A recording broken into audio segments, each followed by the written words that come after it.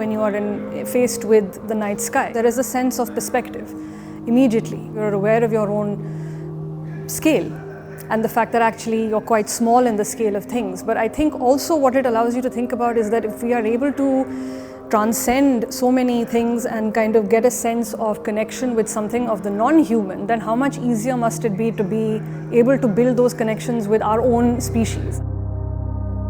Rohini herself is a trained artist, and as long as she's working as an artist, she has been an amateur astronomer. And I think it's fascinating how she's navigating between art, science, philosophy, and develops something very aesthetic, very beautiful, at the same time very data-based. She said data is human because any data you're collecting is collected through the observer, through a human being.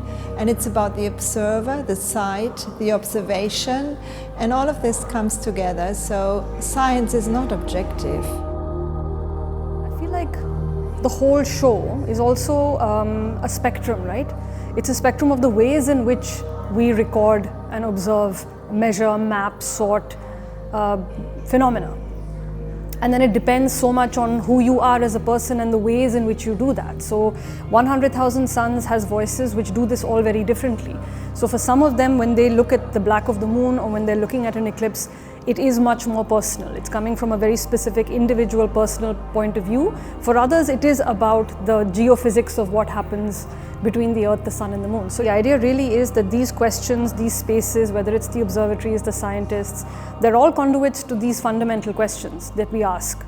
So what is the nature of the universe? How do we map its resolution, And how do those answers to those questions change what it means to talk about relationships between the human and the non-human? And these are very entangled categories, and I think that's exactly the point, that it is all of these things simultaneously. The quality and the excitement of our Artist of the Year program is that each time with a new artist, all of us delve into a new world.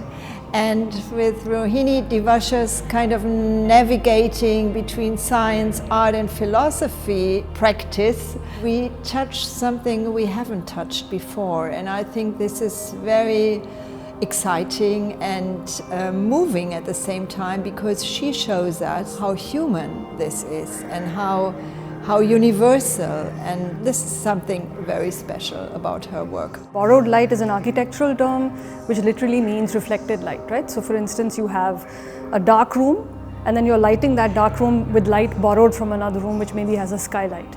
But for me, the word has many, many registers, or the words have many registers, because it also suggests something. If you borrow, there's an impermanence to it, there's a poignancy to it. It suggests something that maybe you have to give back.